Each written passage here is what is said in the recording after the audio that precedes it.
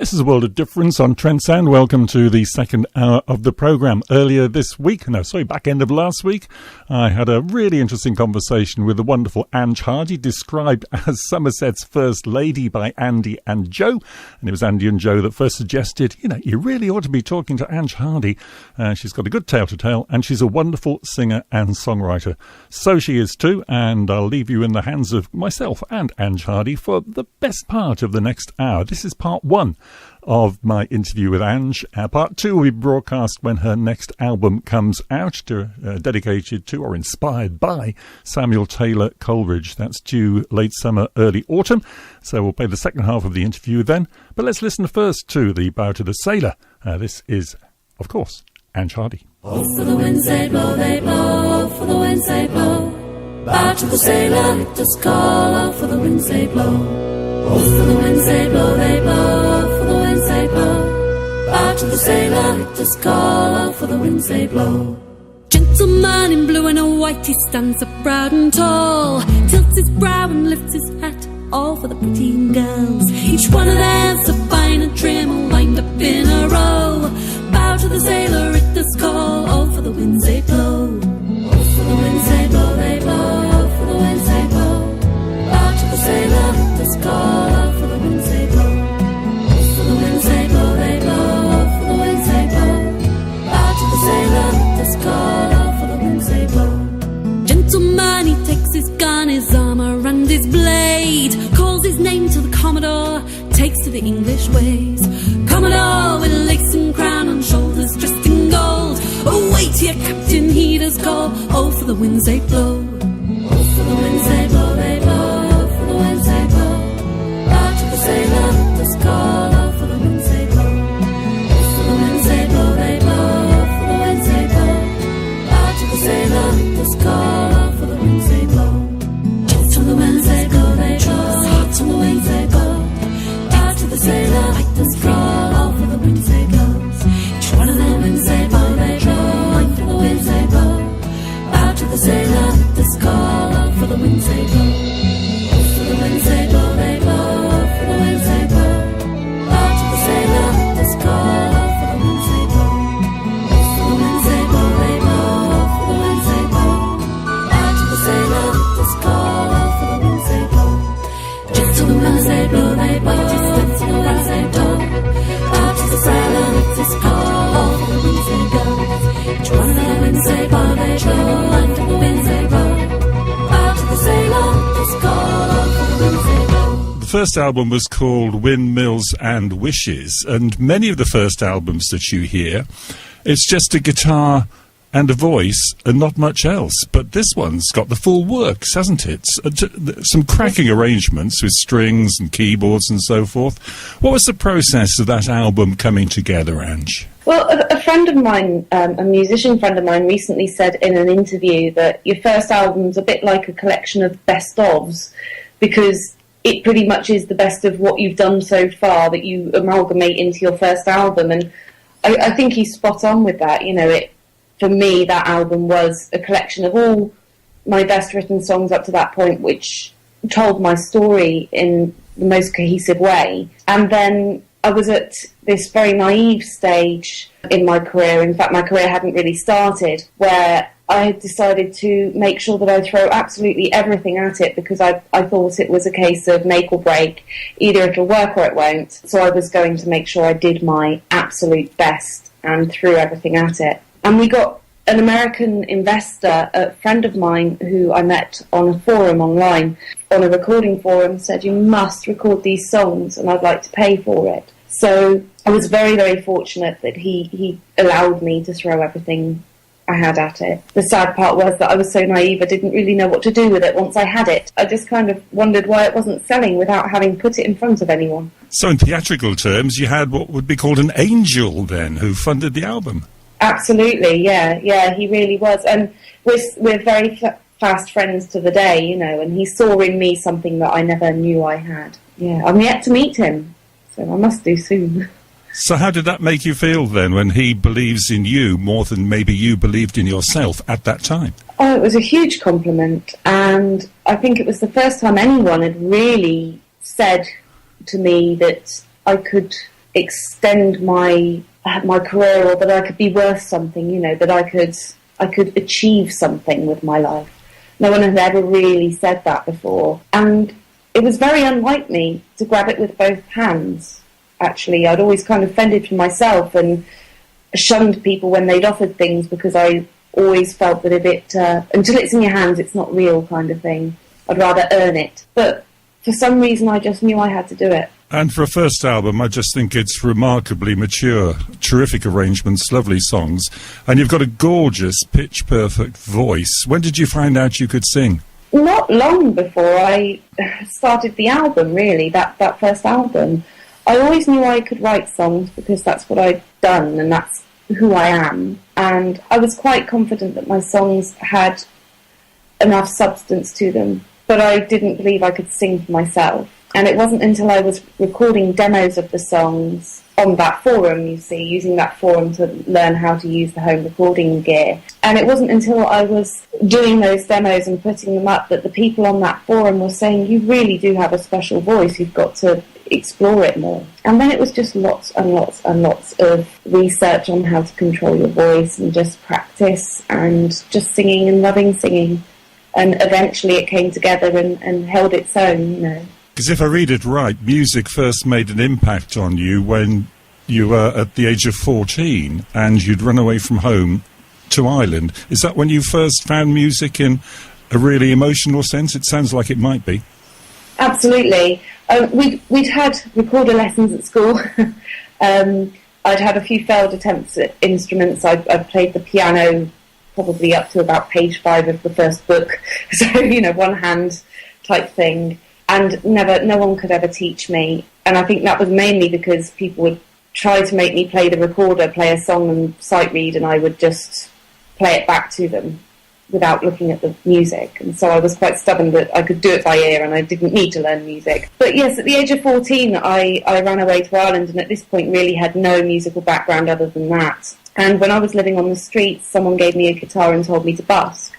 And of course I didn't really know how to use the guitar, so I just spent days and days and days sitting down with it and making different sounds with it, finding frets that worked together, that harmonised. My ear for harmony is what carried me through, because I was able to tell if two notes sounded good together and create chords. So someone gave you a guitar that you probably didn't even know how to tune? No, I didn't know how to tune it. But someone did tune it for me on several occasions. When you're on the streets, you meet a lot of people. Quite often people would come and sit down next to me and say, oh, let's have a go. And just start playing my guitar or whatever. So I think I must have just been very fortunate and ended up with a relatively well-tuned guitar. There's a song on the album called I Run, which is directly drawn from that experience, initially in Dublin and then in Galway.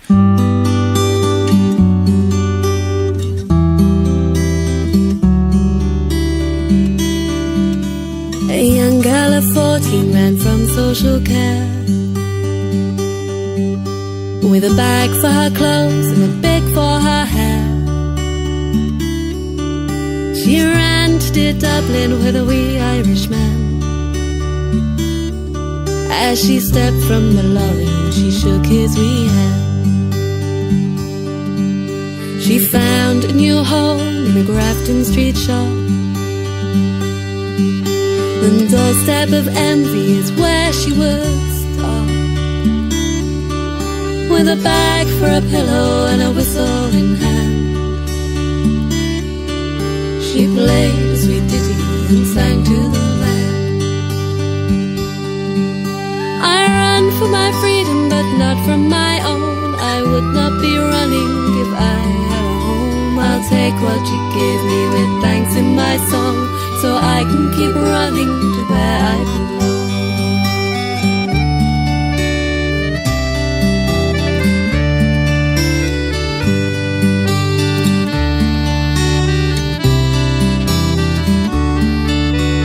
Grafton Street danced her song in the air. The women sought heather and flowers for your hair, and the boy in cart carriages carried their load. while the artist drew symphonies out in the road,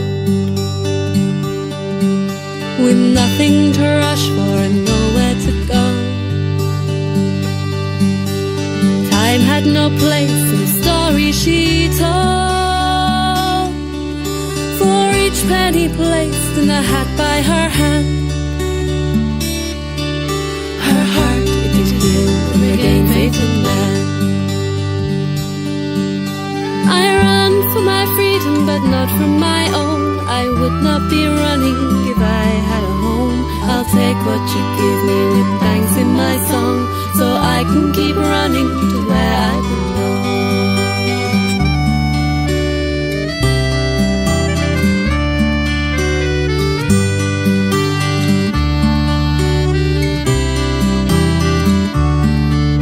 Now the young girl, she found that the road could be hard. She walked with her feet bare and blackened by tar. She stood by the river and there she would find a new home of felt with people so kind. They washed her and clothed her and cared for her health. They did not want money, they cared not for wealth. The hall it was dry and the soup it was warm. In return for their kindness, she sang them her song. I run for my freedom, but not from my own. I would not be running if I had a home. I'll take what you give me with thanks in my song, so I can keep running to where I belong.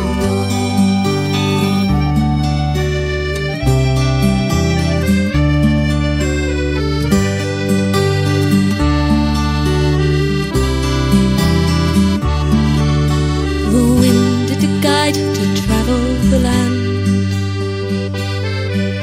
from protest to parties in small Irish towns, till one day in Galway her heart she had found,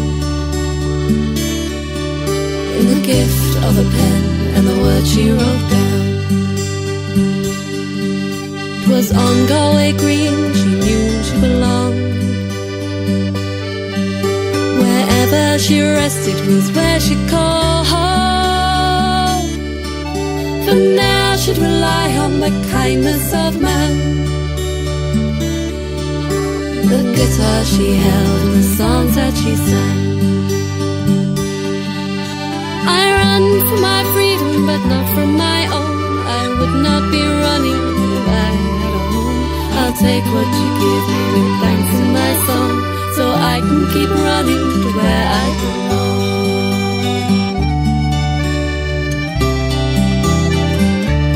Where I belong.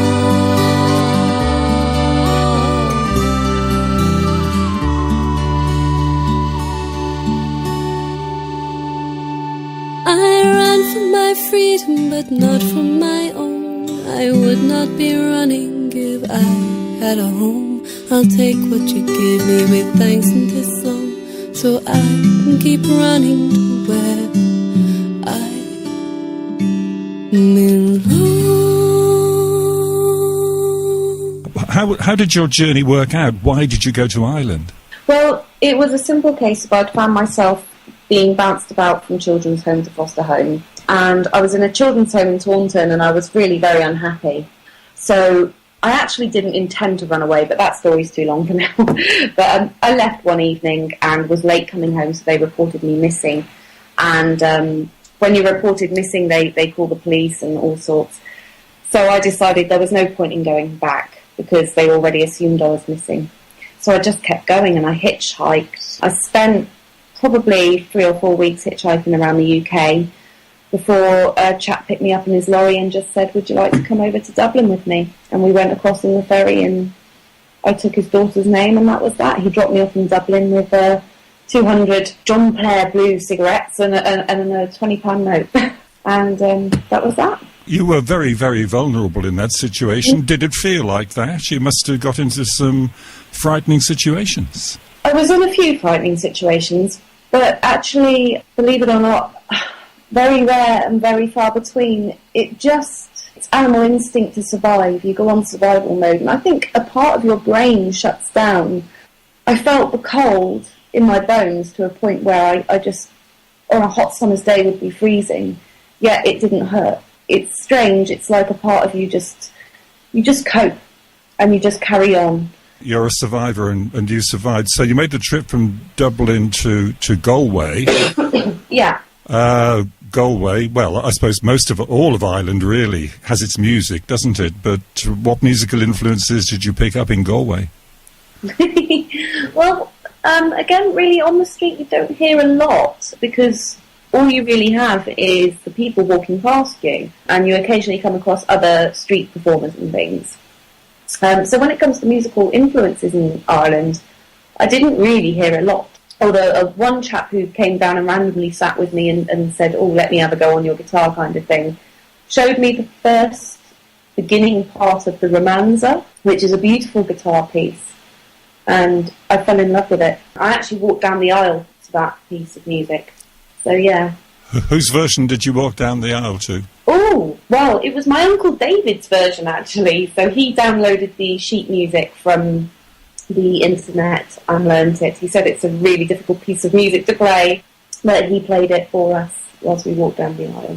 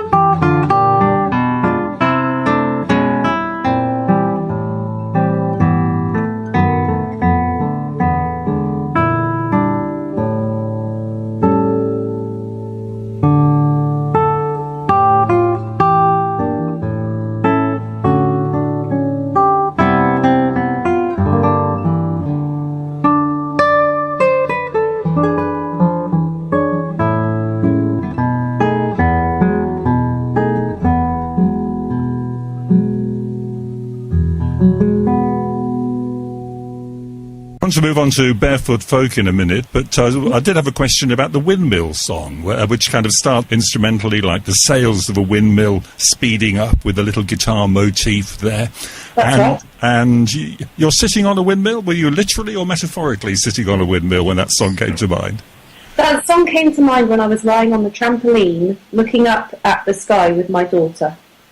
And I don't know why, but the clouds were moving and it just felt like we were just watching the world go around us. And that's when it all kind of came together in my mind. And it was that initial thought of looking up at this beautiful sky and looking across at the lovely grass and feeling like this world was just going around and it was so beautiful. yeah, there's so many things that I just didn't want my daughter to see.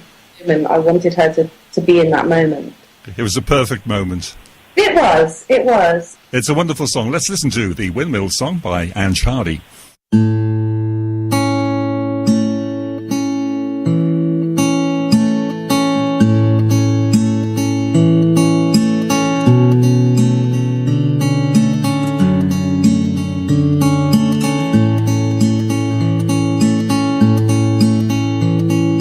Sitting on my windmill, looking down, the world goes round and round, round and round.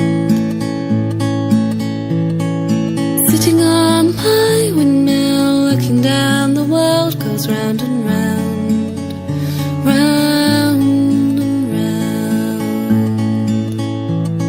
And the clouds are changing round, and there are patterns to be found, but I can't see them. Are printed in the sky, so dogs, old men and sheep can fly in freedom. Sitting on my windmill, looking down, the world goes round and round, round and round. Sitting on my windmill, looking down, the world goes round and round, round.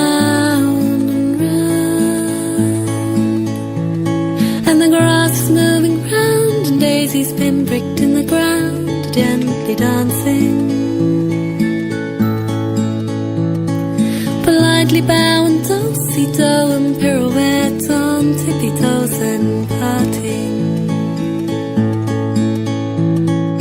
Sitting on my windmill, looking down, the world goes round and round, round and round. Sitting on my windmill, looking down, the world goes round and round, round and round. And the waves are rolling round, and passing boats can all be found riding white horses. Cotton-coated cavalry uniting both the sand and sea in pure bliss. Sitting on my windmill, looking down, the world goes round and round, round and round.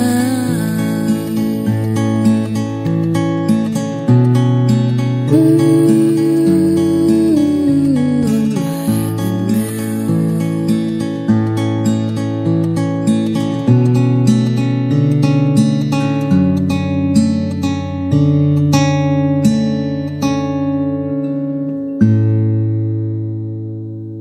There's an upbeat sounding song on Windmills and Wishes. The cheeriest little song about child protection I think I've ever heard, really. That's on your own. Tell me what it's about.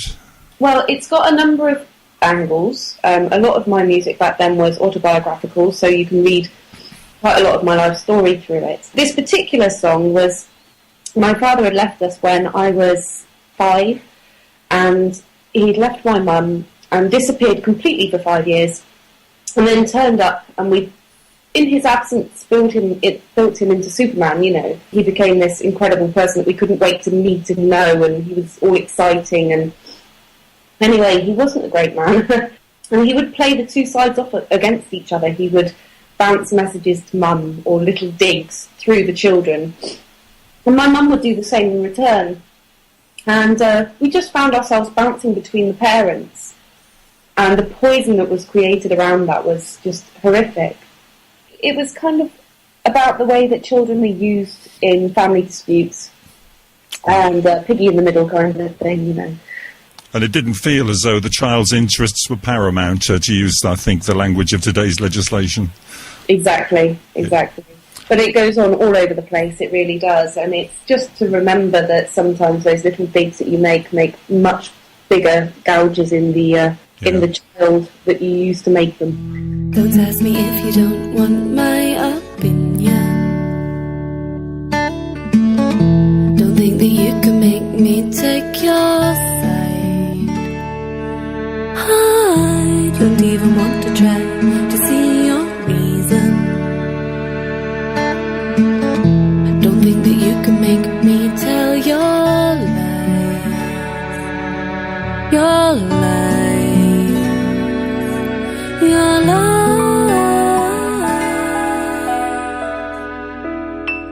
They take and break and tear away at happy homes. They shake and rattle, causing everyone to battle on their own. So fake, they grate and grind away at happy homes. They stake and shatter, causing everyone to batter all their own. We don't need your mass rejection. All we need is child protection. Don't you know you're on your own? And don't you know you're on your own? You're on your own. Don't you know you're on your own? One side and other side, and maiden in the middle, cries, and all the time you tell your lies. She's feeding off your cyanide. Pass the buck and peek and pry and bribe to be the better side, and all the time you take and try to get your kids to tell your lies. They take and break and tear away at happy homes. They shake and rattle, causing everyone to battle on their own. So fake, they grate and grind away at happy homes. They stake and shatter, causing everyone to batter on their own. We don't need your mass rejection. All we need is child protection. Don't you know you're on your own? Don't you know you're on your own? You're on your own. Don't you know you're on your own? You're on your own. Don't you know you're on your own? You're on your own side and other side, and maiden in the middle, crying all the time you tell your lies. She's feeding off your side on your ass, a buck and peek and pry and bribe to be the better side, and all the time you take and try to get your kids to tell. You're on your own side and other side, and maiden in the middle, crying all the time you tell your lies. She's feeding off your side on your ass, a buck and peek and pry and bribe to be the better side, and all the time you take and try to get your kids to tell your lies. Don't you know you're on your own? You're on your own. Can we move on to Barefoot Folk? And if I were given the two albums together, Barefoot Folk sounds like a first album, and Windmills and Wishes sounds like a second album, for reasons that we probably already discussed. But this was simpler in its conception, wasn't it? Yes. When I wrote Windmills and Wishes, as I said before, it was an amalgamation of the songs that I'd just written from my life experience before that point. And those songs had been written without any kind of idea as to how or what I would do with them. I just wrote them because they were my way of dealing with life. They were my counsellor. So when it came to Barefoot Folk, several years had passed, and I had decided music was too difficult for me, and, you know, it wasn't something that I was good enough at. But actually, after those few years, I realised I had to write, because I couldn't stop myself. And Barefoot Folk came about because I discovered the folk music genre. Part of my trouble with Windmills and Wishes was I didn't know how to sell it. It doesn't really fit into a box. It's not acoustic, it's not pop, it's just Ange music. When I discovered folk music, I realised that was the genre where I fitted. And I wrote Barefoot Folk with a view to trying to hone my art, I suppose. To try and put it into a place where it was rounded and made sense, and strip it right back to its roots. And that's why I've focused a lot on the tree's roots, because I felt that album was stripping everything away and just going right down into the root of what my songs were all about and who I am as a musician. And that's really, it's a storyteller. I love Crafty Father John. Yes, Crafty Father John was inspired by a picture I saw on Facebook. And it just made me giggle. One early Sunday morning in the church confession box, there was a crafty father who could outside the fox. He said, confess your sins, my child, together we will pray, and in this booth tell only truth, for God hears what you say. Oh, Father John, although I try, I do have impure thoughts. I thought a lady ugly, for upon her face were warts. I'm digging deep here, Father John, for all the wrongs I've made. I bought some coffee yesterday, but didn't buy fair trade. No, I didn't buy fair trade. One early Sunday morning in the church confession box, there was a crafty father who could outside the fox. He said, confess your sins, my child, together we will pray, and in this booth tell only truth, for God hears what you say. Oh, Father John, I must repent, for this was truly wrong. One day when late for church I almost sped off Father John. Will you forgive my wicked ways, so there are only few? I know I must repent to be as pure at heart as you. Oh, as pure at heart as you. Oh, young'un, how you sadden me, the truth you did not tell. You know the devil sees it all and says you're placed in hell. Be on your way, said Father John, I've nothing left to say, for I was on your Facebook page before you came to pray. One early Sunday morning in the church confession box, there was a crafty father who could outside the fox. He said, confess your sins, my child, together we will pray, and in this booth tell only truth, God sees your Facebook page. Did you write all the songs on Barefoot Folk? Yes, yeah. All my albums are completely original work. Which makes them all the more remarkable, because you listen to one or two of them and they do have that feel of traditional folk songs sometimes, songs that have been maybe around for 100 years, but they're freshly minted in Somerset. Yes, and I think this is what Barefoot Folk does best, and is what I wanted to do with Barefoot Folk as well. I wanted to make that Ange genre fit into a lifetime memory, you know, something that could be collected in the future. And I love the thought of perhaps some of those songs going on to become traditional one day. I bet other artists are picking up your songs, though, aren't they, already? I've had word of them being played in folk clubs and things, yeah, so I just feel hugely honoured and slightly bemused, really, that people would do that. But yes, it's wonderful the way it's spreading, so yeah. One or two of the songs, too, hark back to the kind of themes in Windmills and Wishes. Waste Wanting is one of those, isn't it? My word, that's a reflective song looking back on a troubled past.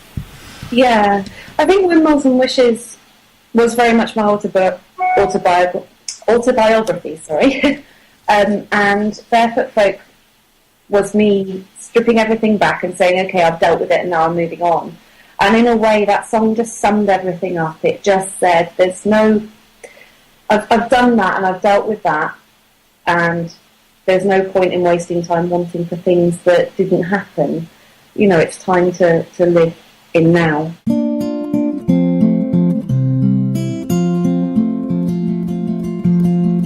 If I could have my time o'er again, oh, if I were a young'un, oh, if I were 10, I'd spend all my days climbing trees on the farm. I'd not waste my time wanting some young man's arm. Oh, if I were young again, oh, if I'd more time, I wouldn't waste wanting for things that aren't mine.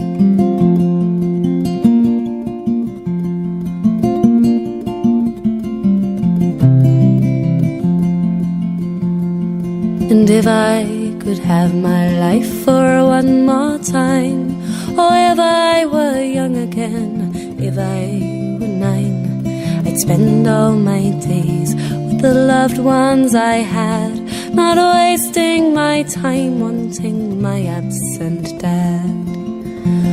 Oh, if I were young again, oh, if I'd more time, I wouldn't waste wanting for things that aren't mine.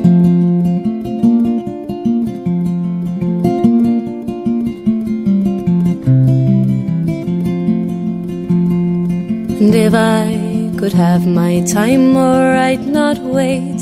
Or if I could relive the year I was 8, I'd spend all my time in the hands of my friends, not trying to hide from the hands of old men. Oh, if I were young again, oh, if I'd more time, I wouldn't waste wanting for things that aren't mine.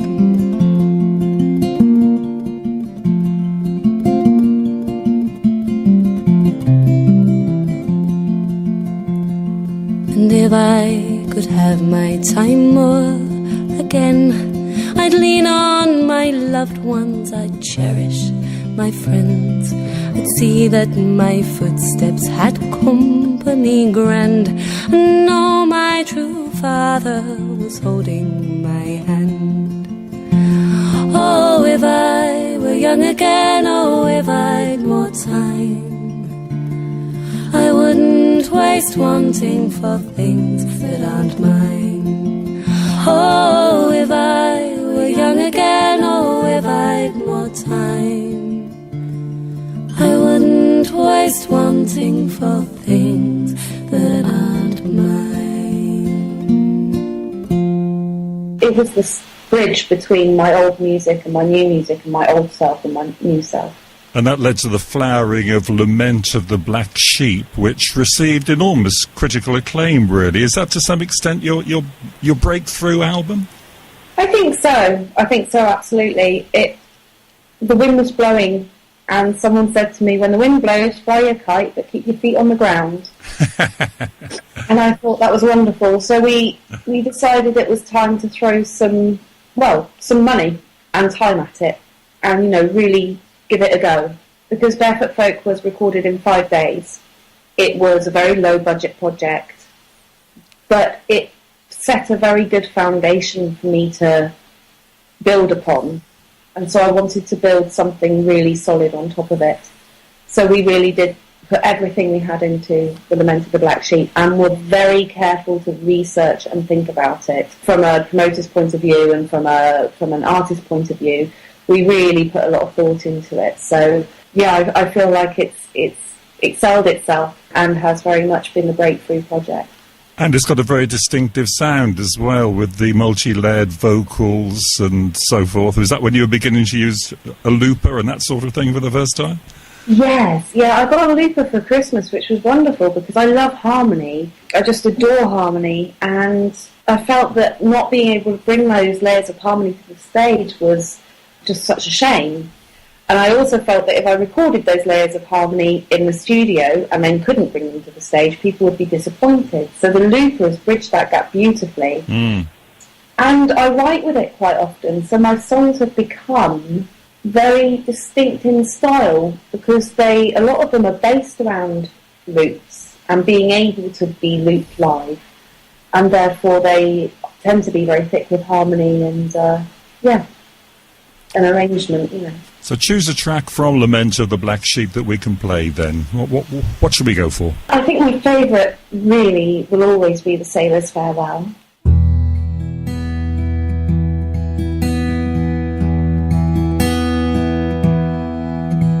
Mabel,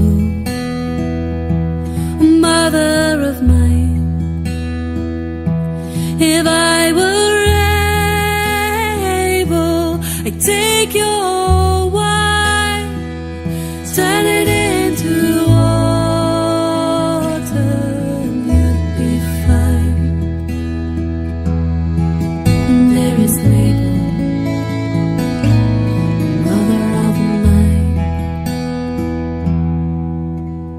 They will ride the ways away, and they will not come home. They will ride the ways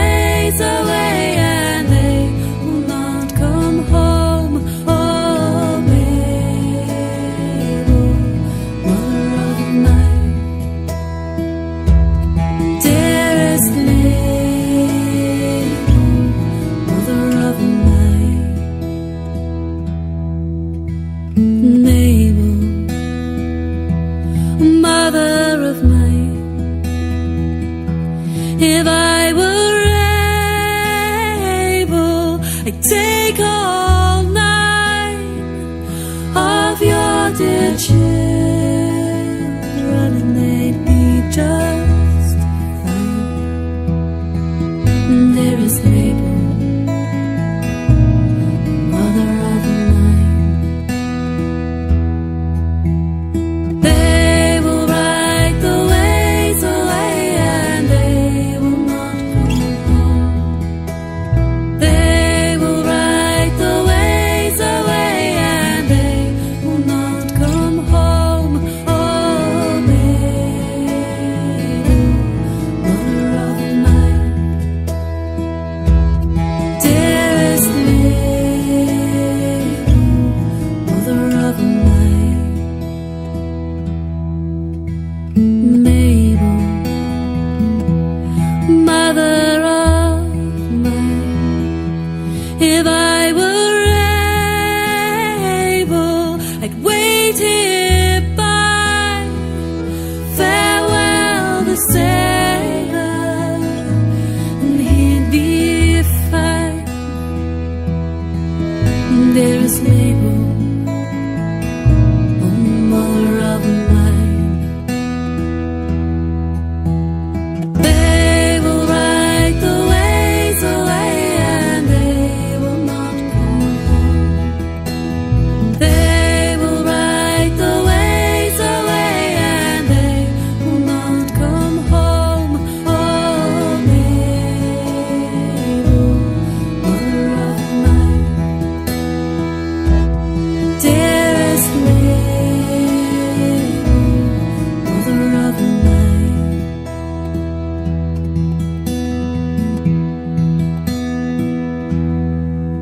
And Mabel, mother of mine, if I were able, I'd mount on high, return the sailor, and he'd be fine. Dearest Mabel, oh, mother of mine. They will ride the ways away, and they will not come home. They will ride the ways away, and they will not come home. Oh, Mabel, mother of mine, dearest Mabel, mother of mine. I'm not able, mother of mine, dearest Mabel, mother of mine. I absolutely know you've got a wonderful future ahead of you in the folk world. You must have been chuffed to have been nominated for the Radio 2 Horizon Award. I was absolutely thrilled. Just speechless about it. I still can't get over it. It was the most amazing evening. Really was. There was this point where I was standing in a hall talking with Boff from Chumbawamba. And I love Chumbawamba. For about 2 hours about Coleridge. And he was so enthused. And he said, oh, I just love your work. And it came up that I'd only been doing this for a year or so. And he just stood there and said, I thought you'd been a professional forever. And it was so affirming for me. It was a really, really good experience. I met some lovely people. Acceptance, I belong here. It was that kind of thing, was it? Yeah, very much so. Very much so. I think there's always this worry in situations like that you'll feel like a bit of a fish out of water, or that it's all cliquey, or you'll turn up and people will look at you and think, what are you doing here? And it wasn't like that at all. They were all so accepting and loving and welcoming, and no one questioned my presence in that room. It was a really affirming moment for me, definitely. Give me another memory from that night in Cardiff, was it? Yeah, Cardiff. Sitting about 4 seats down from Kate Rusby, feeling a bit sore because I'd not won my nomination. And I remember thinking, oh, it would have been so good to have got it. And I started feeling a bit kind of sour, and I looked up, and next to me was my husband. 4 seats down was Kate Rusby, whose lap I'd just climbed over to get to my seat. And I just remember thinking, how dare I sit here and feel anything other than immensely proud and happy and privileged. So yeah, that's one of my most strong memories from the evening, I think, was just that feeling of wow. Choose a Chumbawamba track you particularly like. Ooh, I tell you what, I really like Add Me. It's a bit creepy, but the song Add Me it's funny because my husband, I found him on Match.com, and we always giggle about it because you never know what you're going to find, do you? So yeah, it's a brilliantly clever song.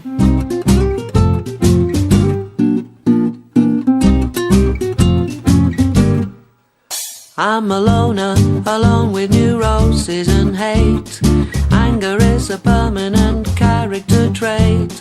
My letter bombs are primed and they're ready to send. Would you like to add me as a friend? I'm a wound-up whiner with a fetish for guns. I'm almost 50 and I live with my mum. I hope my nude picture doesn't offend. Would you like to add me as a friend? Add me, add me.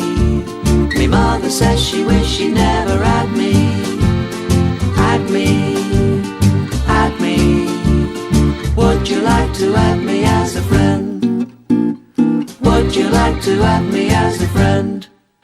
I'm a recovering alcoholic, I rarely leave my room, peeping through the curtains in my dog costume. The voices in my head, oh, they'll get me in the end. Would you like to add me as a friend? I'd really like to mail you the picture that I drew. It's Kylie's body, but the head is you. I've asked you 50 times before, I'm asking you again. Would you like to add me as a friend? Add me, add me. Me mother says she wish she never had me. Add me, add me. Would you like to add me as a friend? Would you like to add me as a friend?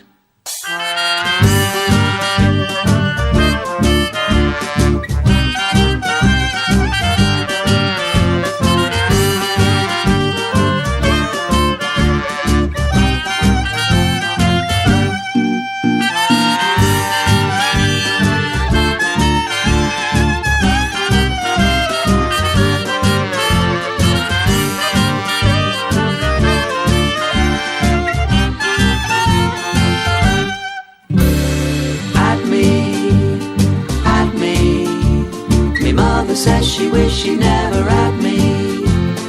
Add me, add me. Would you like to add me as a friend? Would you like to add me as a friend? Here's a picture of me in my Nazi uniform, doing a trick with an egg that I like to perform at a monster truck rally that my mom and me attend. Would you like to add me as a friend?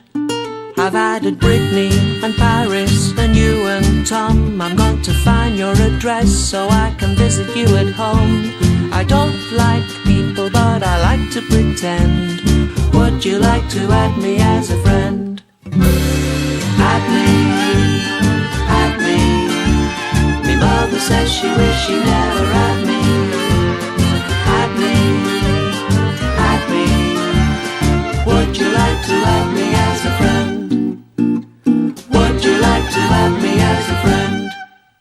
Thank you to Andy and Joe for putting me your way. I didn't know Steve Pledger either until Andy and Joe pointed him out, and some terrific songs on Striking Matches in the Wind, which I've been listening to quite a lot.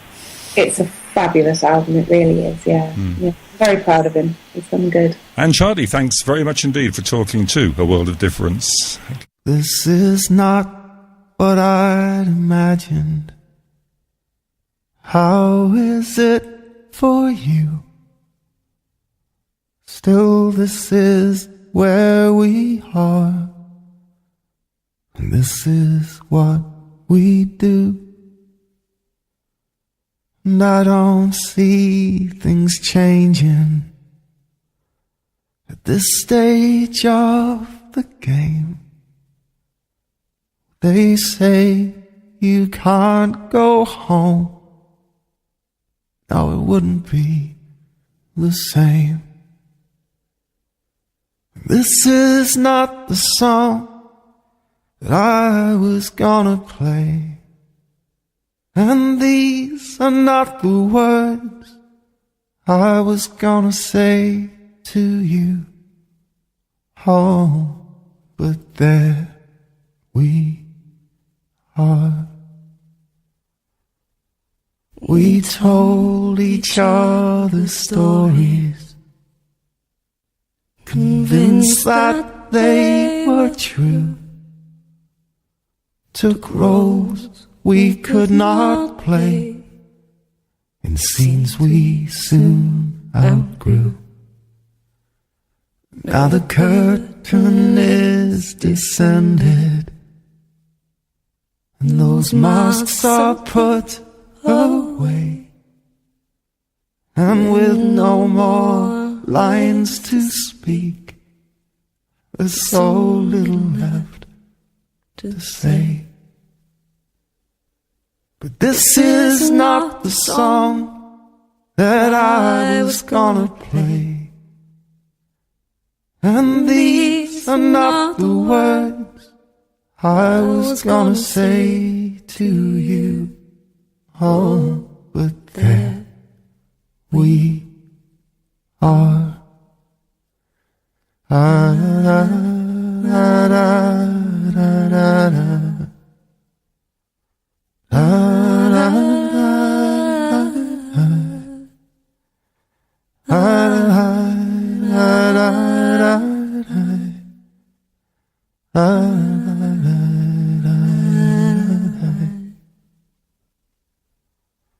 So who knows what we do now?